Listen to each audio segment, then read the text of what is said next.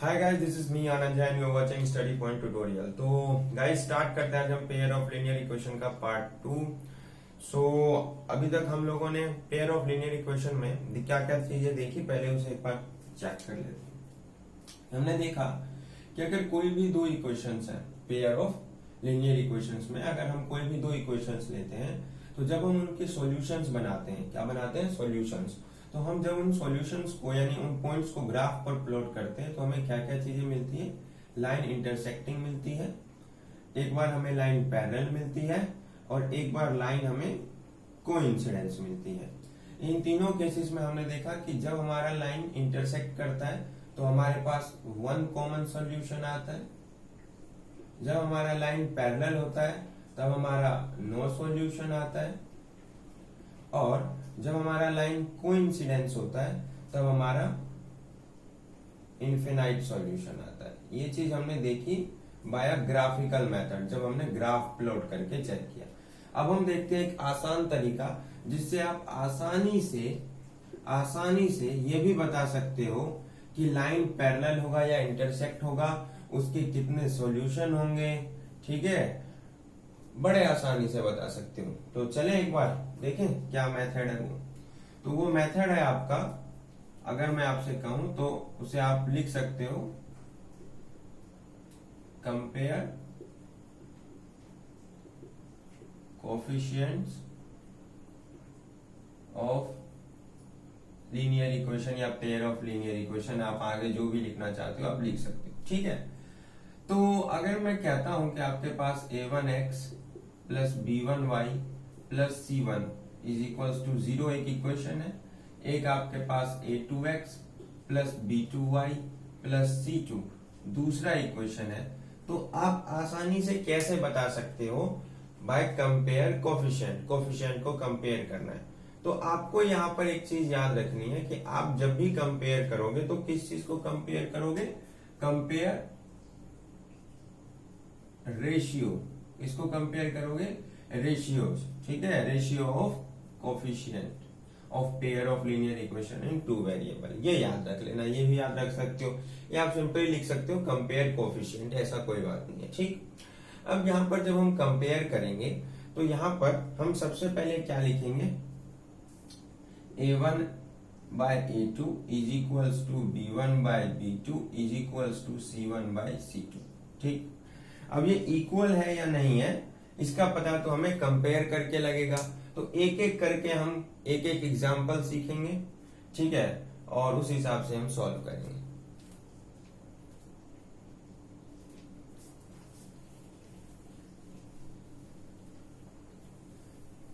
तो example number 1 जो मैं आपके सामने लिख रहा हूं, जैसे मैं कह सकता हूं कि एक इक्वेशन है आपके पास 2x plus 3y is equals to 9, और एक इक्वेशन ले लेते हैं 5x plus 4y is equals to 2।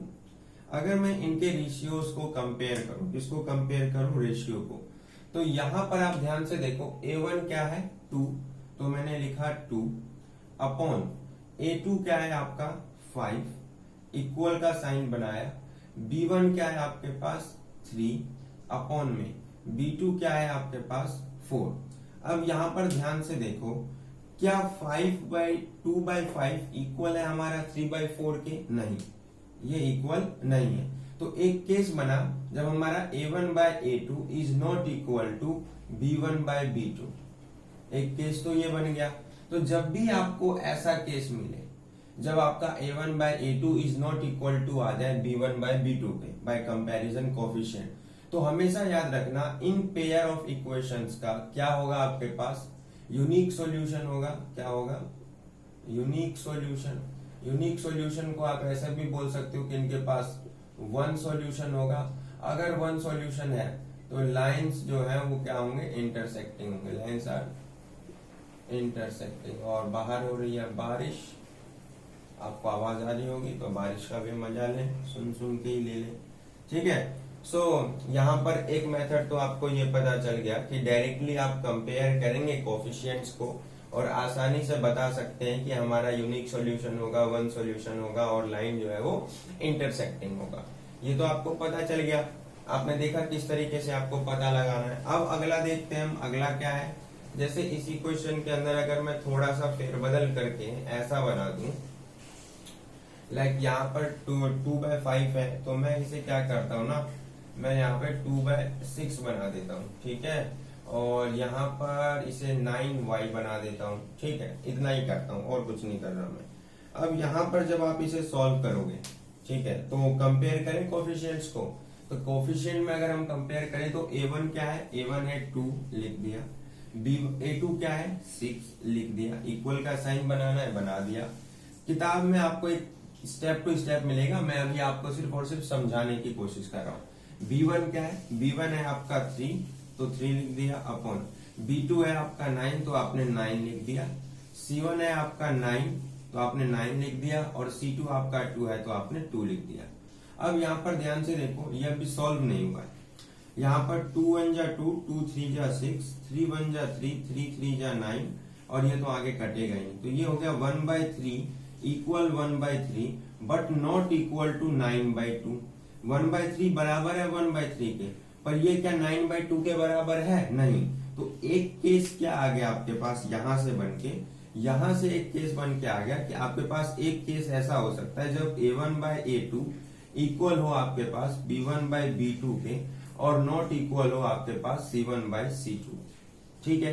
ये जो केस होता है गाइस, इस केस में याद रखना कि पेयर ऑफ इक्वेशंस आपको क्या देगा, आपके पास आएगा नो सॉल्यूशन, आपके पास कोई सॉल्यूशन नहीं आएगा, और लाइंस आर पैरेलल, लाइंस जो होंगे वो क्या बनेंगे, पैरेलल। जब कोई सॉल्यूशन आएगा ही नहीं तो इस इक्वेशन का अलग से लाइन बनेगा, इस इक्वेशन का अलग से लाइन बनेगा, और दोनों ही लाइन आपस में क्या होंगी, पैरेलल होंगी। बड़ा आसान था, है ना। एनसीईआरटी के क्वेश्चन अब आप आसानी से कर सकते हो कंपेयर करके कोफिशिएंट। अब एक और देखते हैं हम, ठीक है, थोड़ा सा इक्वेशन को चेंज करेंगे और बस आपके पास आ जाएगा।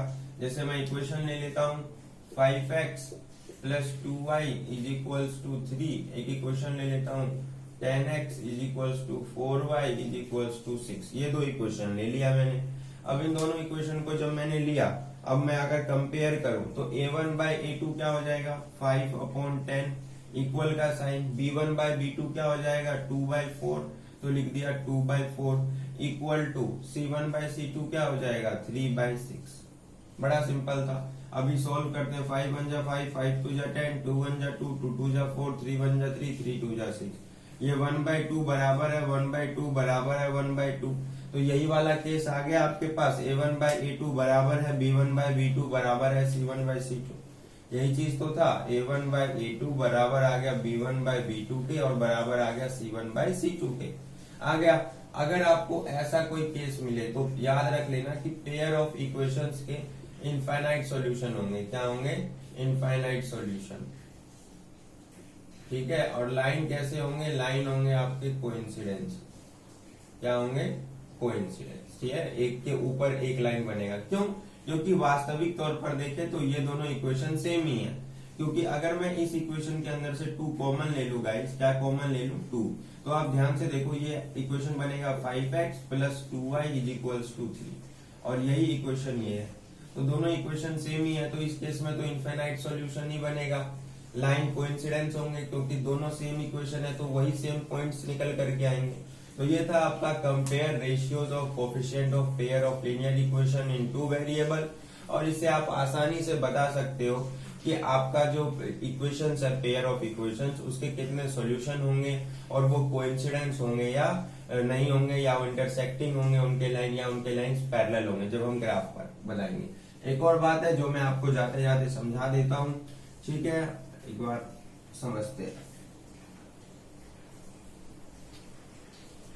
अगर देखिए यहाँ पर एक आप ग्राफ बनाएंगे, और बोल सकते हैं ग्राफ का एक बॉक्स बनाएंगे। बॉक्स बनाने के बाद आपको बस ऐसे लिखना है कि a1/a2 is not equal to b1/b2। जैसे ही आ जाए आगे, चाहे वो इक्वल हो c1/c2 के या ना हो, नॉट इक्वल हो, उससे कोई फर्क नहीं पड़ता। अगर स्टार्टिंग में ही आ गया नॉट इक्वल टू, तो यहाँ पर आपको क्या याद रखना है कि यहाँ पर होगा 1 सॉल्यूशन।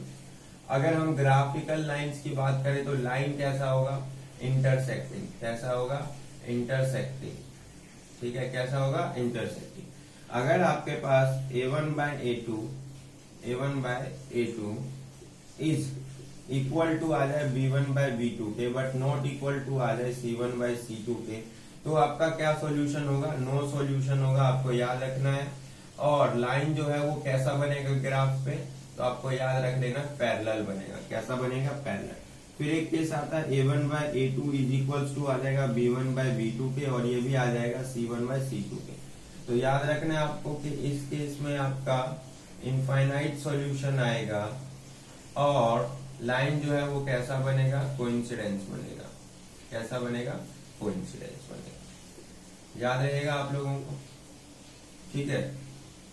इसके अलावा एक और बात जो पूछा जाता है कि वो कंसिस्टेंस होगा या इनकंसिस्टेंस होगा। तो यार देखो, किसी भी इक्वेशंस का अगर आपको सॉल्यूशन मिलता है, क्या मिलता है? सॉल्यूशन मिलता है, तो वो कंसिस्टेंट होगा। और अगर आपको किसी भी पेयर ऑफ इक्वेशन का सॉल्यूशन नहीं मिलता तो वो इनकंसिस्टेंस होगा। जैसे इसकी बात करें तो ये क्या होगा? कंसिस्टेंस होगा, और ये क्या होगा? इनकंसिस्टेंस। ठीक है, स्पेलिंग चेक कर लेना। और इनफाइनाइट सॉल्यूशन, इसके अंदर भी सॉल्यूशन है ना, बस हमें देखना है सॉल्यूशन हो। अगर सॉल्यूशन है तो क्या होगा? कंसिस्टेंट। ठीक है, तो दो आपको कंसिस्टेंस मिलते हैं और एक आपको इनकंसिस्टेंस मिलता है। ये भी आपसे पूछा जाता है बार बार।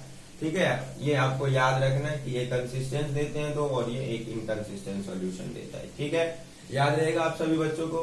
तो मिलते हैं अगले पार्ट में, जिसमें हम सीखेंगे सब्स्टिट्यूशन मेथड, फिर उसके बाद सीखेंगे एलिमिनेशन, और उसके बाद सीखेंगे क्रॉस मल्टीप्लीकेशन मेथड। ठीक है, so bye bye guys. I hope आप लोगों को समझ में आया हो। तो चैनल को सब्सक्राइब करें, वीडियो को लाइक करें, एंड थैंक यू।